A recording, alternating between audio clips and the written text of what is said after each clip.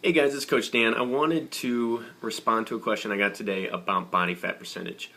There was a question, somebody had said that they tested their body fat percentage before they started the program.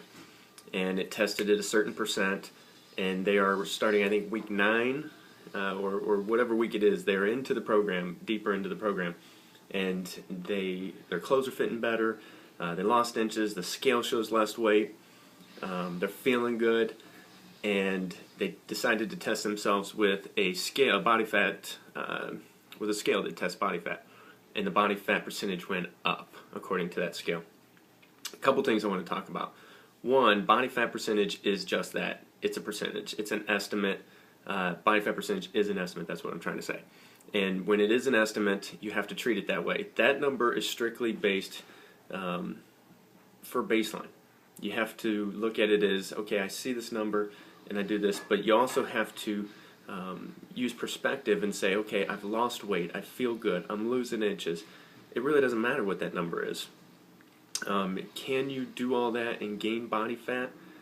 Yes, but chances are, here's the problem. When you test body fat, you should always test it the same way.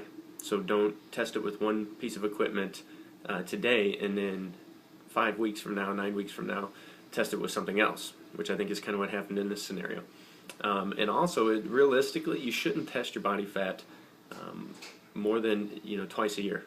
So like every 6 months you should do body fat percentage. And by doing that, that gives you a 6-month average on how long you've worked out, what intensity you work out, because so many different things go into a body fat percentage formula, which is why you got to test it the same when you do it.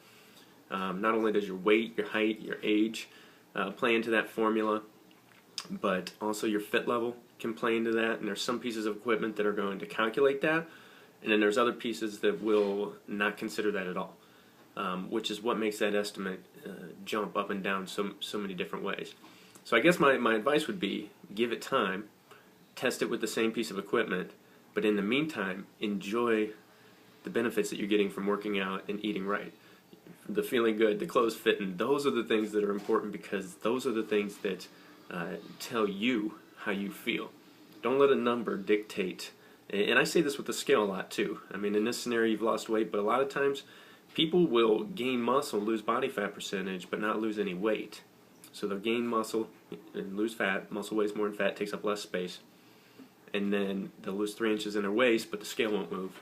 And they're depressed because that scale didn't move. They let that dictate their success. Go based on how you feel. If you're losing those inches, clothes are fitting great, then I say you're on the right track, and believe in that. I hope that answers the question, or at least eases your mind. So have a great day.